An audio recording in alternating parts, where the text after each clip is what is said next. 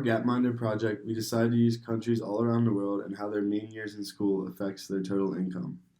The mean years in school is categorized by men, more specifically, men who are 35 to 44 years of age. The income per person is calculated by GDP per capita and is adjusted to calculate for inflation in each country.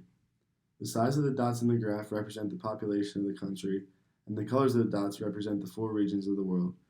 Green being North and South America, yellow is Europe and Russia, blue is Africa, red is Asia and Australia.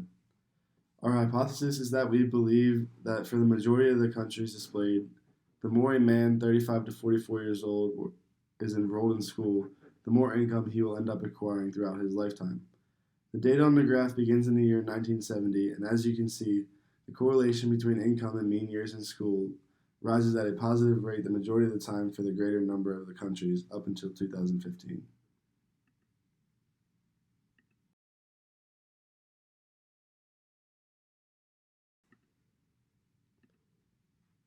As you can see, in the early 1980s, there was a severe global economic recession that affected much of the developed world from the late 1970s to the early 1980s. The United States and Japan experienced a recession relatively early, but high levels of unemployment continued to affect nations until 1985. We have highlighted the main nations around the world to show the effect of recessions throughout the 1980s.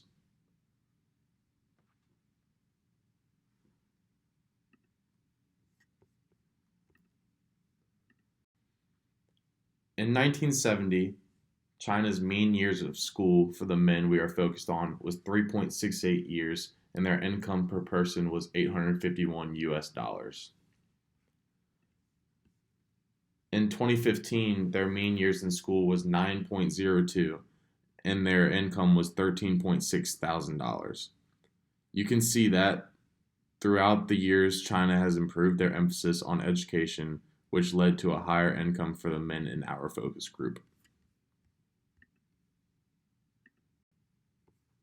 As you can see, the United States had a much greater emphasis on education in the year 1970. They started with 10.8 mean years in school, and throughout time, it gradually rises to 15 years in school.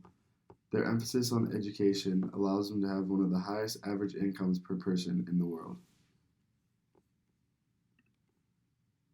We're going to talk about global recession. Recession is an episode of negative economic growth that lasts for at least 2 consecutive quarters. In 2008, the U.S. had a downturn on the graph due to the Great Recession, when unemployment spiked and the U.S. went from 3.2 million unemployed to a whopping 5.8 million unemployed. The crisis led to an increase in foreclosures worldwide and caused millions of people to lose it all, including their life savings, jobs, and homes. It's generally referred to as the longest period of economic decline since the Great Depression. Although the recession was pronounced globally, the U.S. took the hardest hit.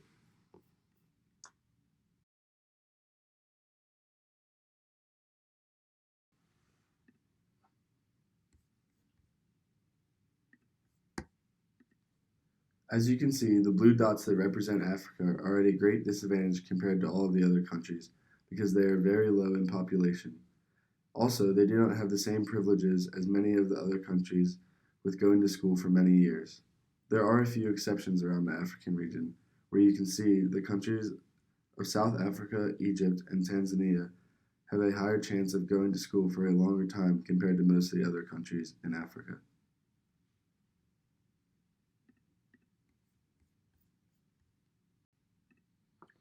There also seems to be an outlier in the African region in the country of Congo, which is part of the Dominican Republic. You can see that throughout time they have their men going to more years of school on average, but their income per person does not rise. It actually drops pretty drastically when you put into perspective that they only have around 75 million people in their country.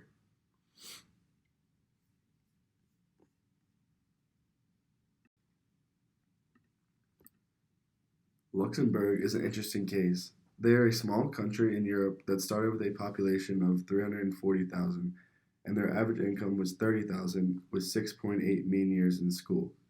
They have grown to a population of 567,000 with an average income of 95,000 and 13 years in school in 2015.